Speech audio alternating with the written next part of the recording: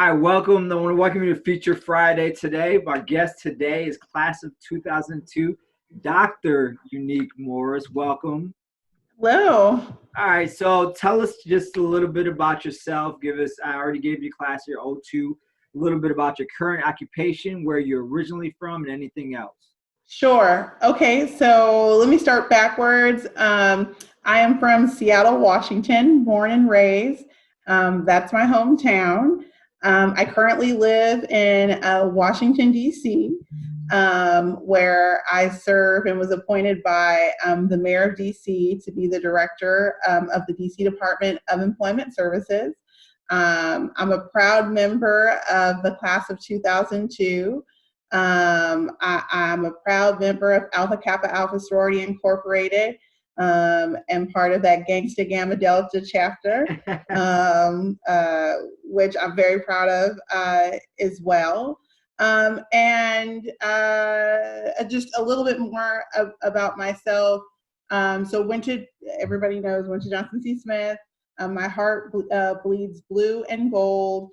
After graduating from Johnson C. Smith, I thought I wanted to go to law school, did not get into law school, went home to Seattle, did not want to go home, couldn't find a job. I'm sure many people who have graduated have had this similar experience.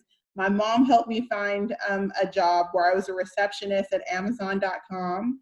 And that's how I ended up here in DC. Where I literally I walked up to the vice president of public policy in the cafeteria in Seattle and said, I'd love to intern for you or work for you. Do you have any opportunities? And I ended up here in DC by doing that. And so I thought then I wanted to work in public policy and technology and maybe even lobby, and learned really quickly that was not for me, and decided to go to grad school at Trinity, which it was Trinity College then, it wasn't Trinity University, until I graduated and got my MBA there.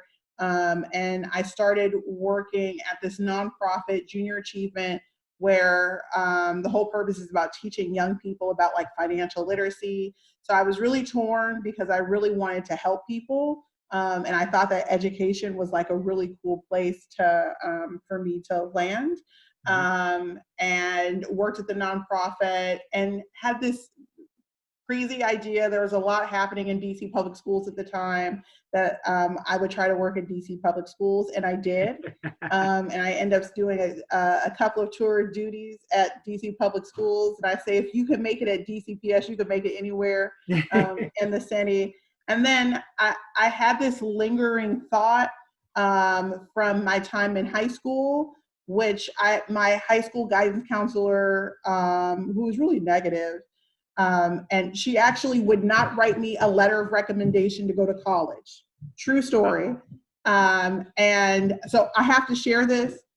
Most people don't know this, but I did not get into Johnson C. Smith initially. And this was problematic because I only applied to one college, which was Johnson C. Smith. I went on this Black college tour, and I knew Johnson C. Smith was a place that it was the only HBCU that talked about giving back to the community. And I knew that I had to be there. And so I applied, and then, everything was typed, on the computer, and some of the application was written. I applied. I never got an acceptance letter, but I got a letter with my financial aid package. And it laid out how much money I was getting. It asked me to sign, or asked my parents to sign for the Parent Plus loan. I got information about the orientation and when I needed to be on campus. So I filled everything out until I got a call saying, Miss Morris, you weren't actually accepted. And I was like, what? How was I not accepted? Right? And so you got to appreciate this. This is why I love going I've gone to 2 HBCUs because you learn resiliency. And I was not actually accepted into Johnson C. Smith. And I couldn't believe it. And so I come from very, very, very modest beginnings. Every major city has like a South Side. So I'm from the South End of Seattle. My siblings and I are first generation college students. And we didn't have it like that. And I knew it was a matter of life or death. I had to go to Johnson C. Smith. So I wrote this letter, better than my dissertation, better than anything I've ever written. And I poured out my soul to Dean Day. And I got this letter saying that they were going to provisionally admit me into Johnson C. Smith, and then I could come. And so Nice. most people don't know that, but I actually was not admitted into Johnson. And I love Johnson C. Smith. Well, I'm gonna have to call Dr. Yancey and because her legacy, two things that are to this day, her legacy for me is number one, giving back. We were forced to do those community service hours, and I say forced because we were young kids. We wanted to party and kind of like, but it literally laid a foundation for me to me not giving back is abnormal right now. Right. It's part of the fabric. And It also is. kind of the same way, like hustling for job, like my first gigs where she was like, honey, that company's not going to come in and interview.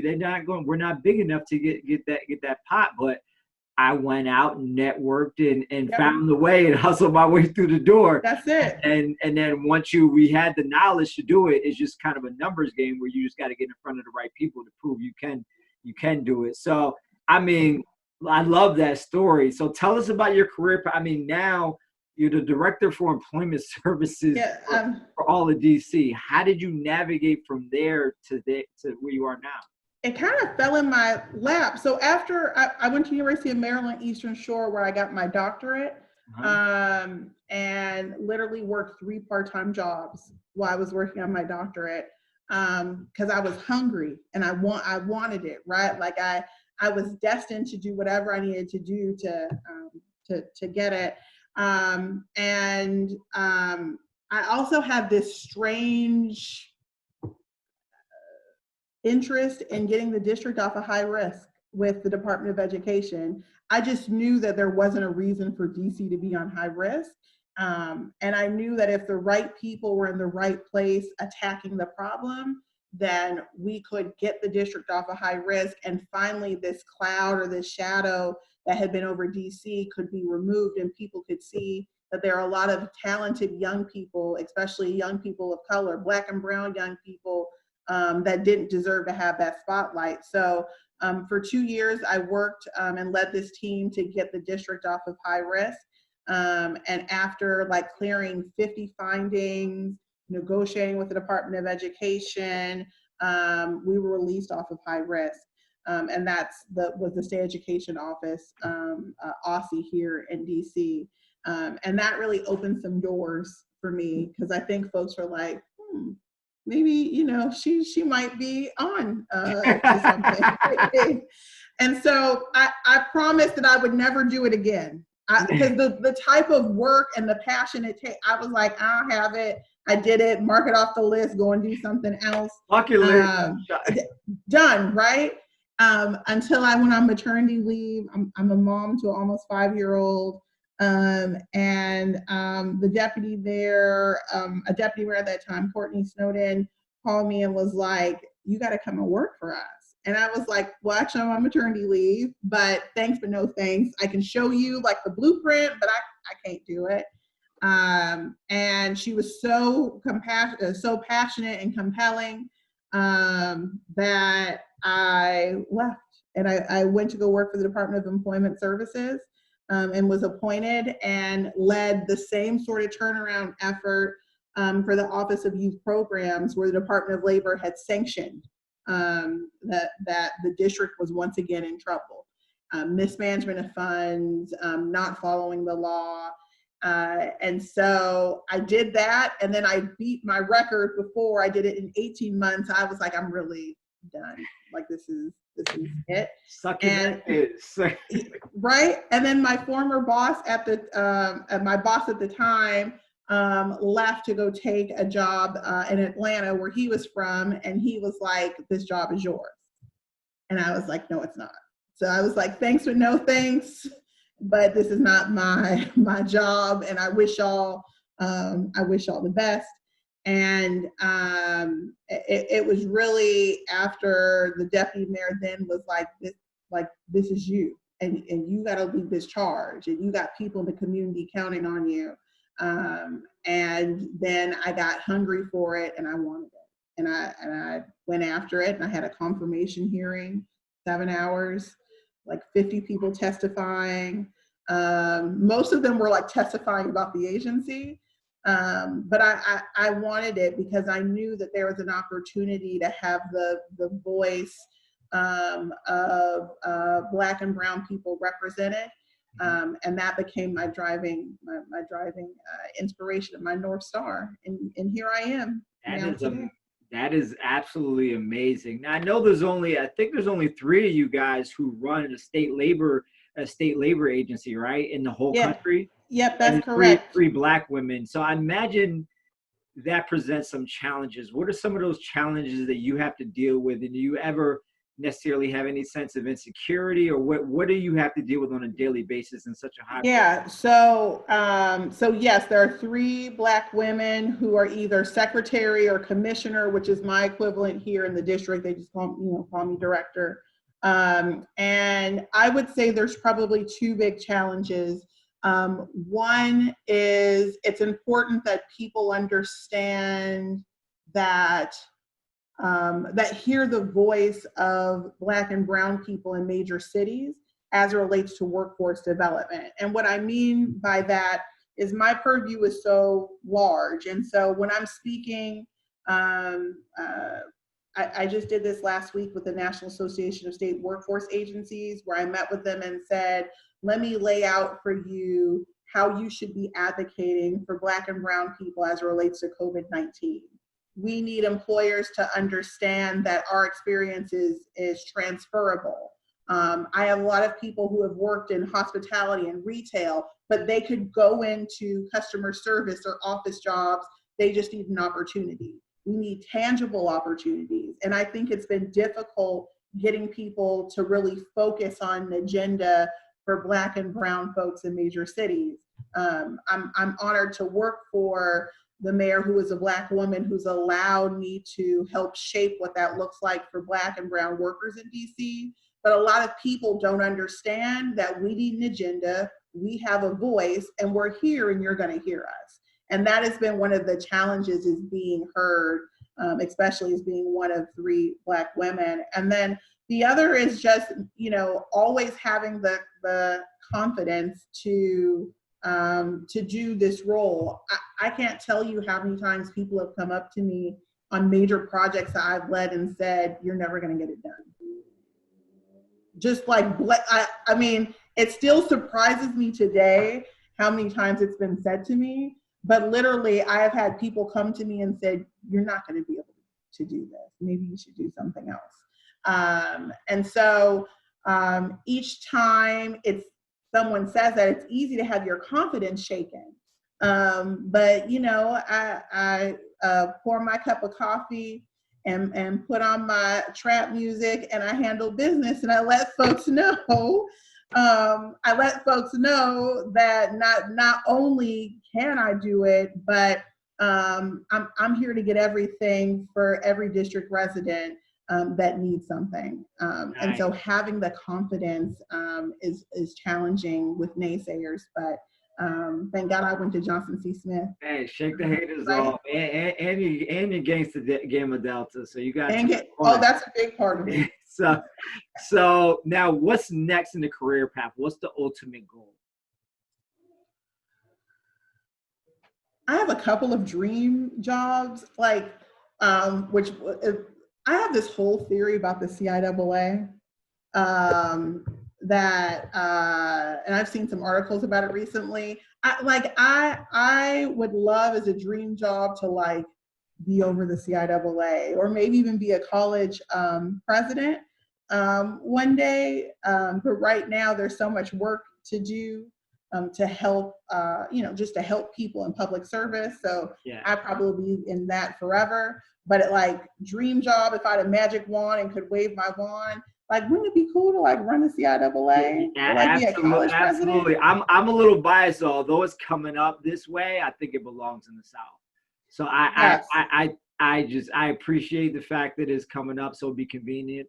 I just think it belongs in the South. I'm biased in that way. So I would love to turn around Queen, to turn around the CIAA, start taking some more revenues, giving back, because it gets a little tiring of hearing about the disparity. So I would promote you for that job. Absolutely. Thank you. 100%. All right. So Thank you. final question as we leave up here. Anything, any little nuggets, any tips that you'd leave or advice for the younger alumni, young brothers, sisters trying to fill up your shoes coming behind you? Yeah, I would say two things. Not being afraid of hard work. In my 20s, I like was out here and I was getting it. Like I was working hard. I would work two jobs. I really believe in hard work. I believe in playing hard too, and I've had a great time, an excellent time. Can't even share it on the Zoom call here, but work, not being afraid of hard work, I think is really important. And when you have the opportunity to do so and you don't have the sort of responsibilities as you may have later in life, like this is the time to work hard. And then the second thing, and I've been thinking a lot about this, Neil, I often think in songs, and people are very surprised that I love hip hop. But one of my favorite Meek Mill songs, I love Meek Mill too, Meek Mill songs, where Rick Ross is in it. He says, an OG is a person who can like stand on both feet, but a boss makes sure that everybody eats. And what I want young people to understand that are coming behind us is that we have to open doors for each other. I completely support mentorship and believe in the values of mentorship. But the reality is, and my value add in the position I'm in now, is the ability to actually open doors. And so we got to make sure that the young people behind us understand, just like they do in other communities where they hand someone a Rolodex, or they may pick up the phone and make the call and set up a meeting and have informational lunches and programs, that we have to be in a position to open doors and give back. We can't ever forget it. Just like people open doors for us and the generations before us, they got to be prepared to do the same thing too. Well, you just earned a spot on my board, because that's the whole purpose of the Professional Alumni Network, is trying to get folks to fill in jobs. That's why we did go national with the initiative, because DC, we, even for the feds and other people, we hire nationally. And we have a lot of Smithites in very high influential Fed positions now, and I'm like, yeah, we need to pull some younger folks through the ranks. So that's the real reason, is organizing these resources, tech connecting all us together, and showcase and find people doing the work like yourself. So I thank you. I'm going to hold you up on that. We're going to try to make sure we get some of these, we get plugged in with the younger folks. We'll see if we can start grabbing them. Hopefully the fact that we have somebody who actually has direct influence over jobs, that they will start listening and paying attention.